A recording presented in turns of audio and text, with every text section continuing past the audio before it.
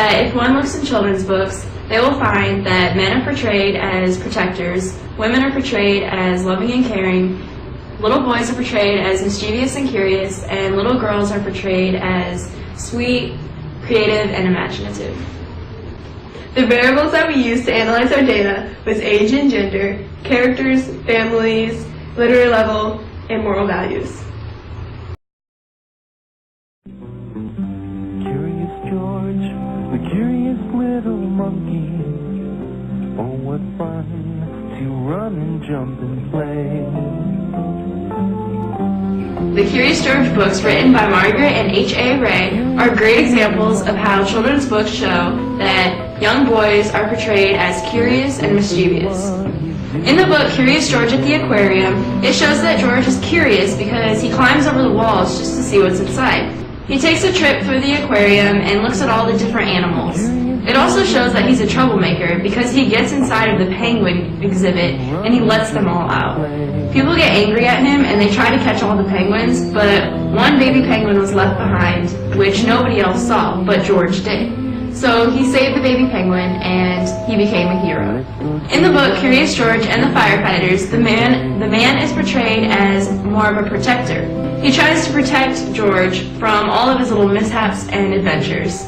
This shows that he really cares about George. The Curious George books support our hypothesis that men are portrayed as protectors and younger boys, or monkeys in this case, are portrayed as mischievous. The authors of the Curious George books created these characters to show the relationship between the father and son-like bonds.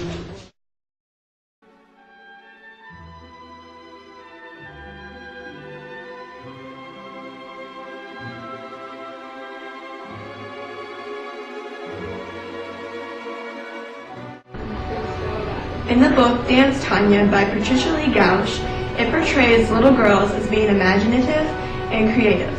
Tanya wants to be a ballet dancer, just like her older sister in the book.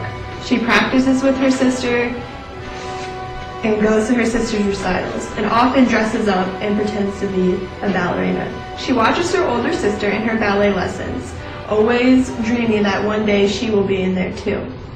The book also portrays a mother as being supportive and caring. Her mother always supports her older sister in her ballet and helps her do her makeup and other things to get ready for her performance.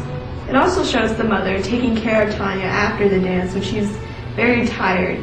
She always wanted to dance in the ballet Swan Lake, but when they put on the songs that went to Swan Lake, she would put on her tutu and dance around like there is no one watching. Tanya would imagine she was in a forest on stage, and the music was playing loud and she was doing pliés across the stage.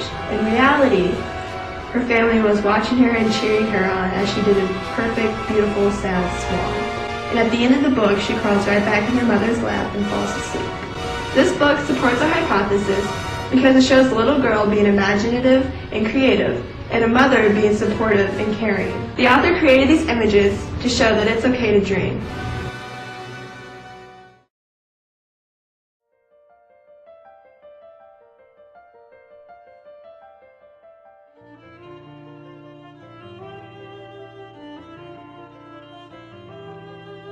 My book was The Little Mermaid by Walt Disney, and the summary of The Little Mermaid is basically Ariel, who's the main character, is a 16-year-old girl, and she dreams of going to the human world, and she met a prince while she was swimming. She saw him on a boat, and she fell madly in love with him, so she wanted so bad to go up and be with him forever and ever and live with all the humans. But she was a mermaid, and her dad forbade her going with humans.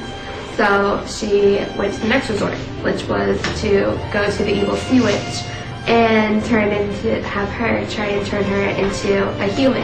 So the evil sea witch made her a deal. She has 3 days to convince the prince that he loves her and get married and live happily ever after, and she'll be a human forever. But if not, she becomes her slave.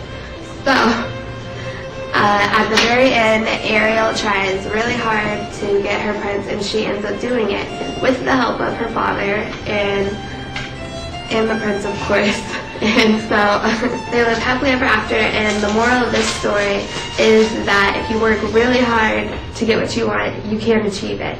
And I think that's a really good moral for a children's book, to show them that they can do what they set their mind to. Some of the characters in Little Mermaid is Ariel, the main character, Prince Eric, who's the guy she fell in love with, Ursula, the evil sea witch, and King Triton, her father.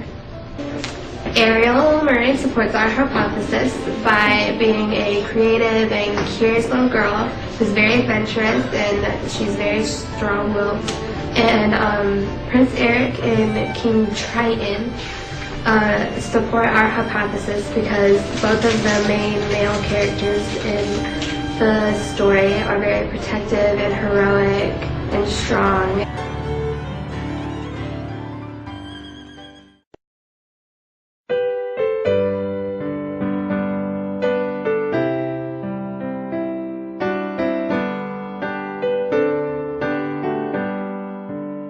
My book was Love You Forever by Robert Munsch and illustrated by Sheila McGraw.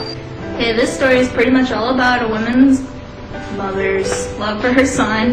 The story travels through each phase of the son's life, from baby to toddler to child to teenager and then eventually to an adult. Throughout each phase of the child's life, the mom would always go to him while he's sleeping and repeat to him, "I'll love you forever, I'll like you for always, as long as I'm living, my baby you'll be."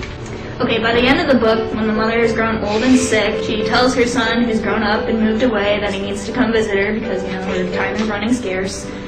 And then she can't say the phrase to him anymore, so while she's sleeping, he goes to her and he says, "I'll love you forever, I'll like you for always, as long as I'm living, my mommy you'll be." And the story ends with him leaving his mother's house and returning back home to his own child and then saying the phrase that she always said to him throughout his whole lifetime.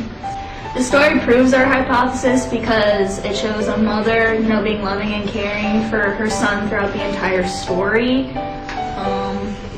I don't think it proves any obvious moral, like no stealing or no lying, but it does express how time does move pretty fast and you have to absorb every moment you have with a certain person before time is out, and that takes place with the mother and how she feels for her son all through his life before he grows up, and says the same thing to his own child. On top of just the repeating quote of how his mother feels for her son throughout every stepping stone through his life, she was always there. She was always there to tell him that in his sleep, and eventually he memorized it. Because not only did he say the quote back to his mother, returning his love for her, but he did repeat it to his own daughter in the end of the story, which was a very important contributing factor, just how, that love chain moved on from generation to generation.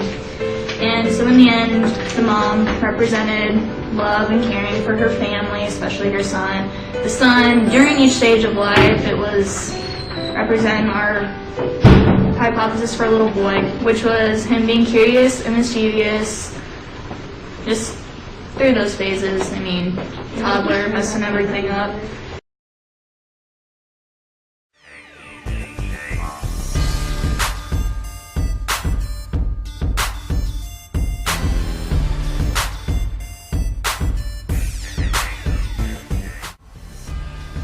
My book is No David No by David Sharon, and it's about this little boy that messes up and does bad things, and when his mom still loves him. And the whole book is about his mom saying, "No, David, no, don't do that, don't break stuff and stuff." Just like how we thought we would see a little boy being all rowdy, we didn't see that, and we saw a caring mother, just like in the book. The book teaches that even if you do something wrong, your mom will still love you, even though you probably shouldn't be doing some things. The author put those images in the book it teaches kids that not to be little brats. The images occur in it because they're what happened in real life. Little kids do bad stuff and their parents still love them for it, even though they probably shouldn't be doing those things. How many people remember their children's books? What do you mean? Yeah, all of us do. So they affect society because we really remember them. They teach Like, you morals. They teach They us teach you morals. how to live. Okay. So, But like the people, wait, can I say it? teach you not to The run. people are the people that are teaching the morals. The Okay, characters they're just make the story characters, that yeah. teach you, yeah. So basically, what we talked about. We just came up with a good Ta-da! Ta-da! The end. That's a good. That's The end. The end. The end. And walk away. Next one. I don't know. We can take bows. Where's the tan? No. Oh, like a little wave. Oh, let's see. Yeah, let's see. Such a wave.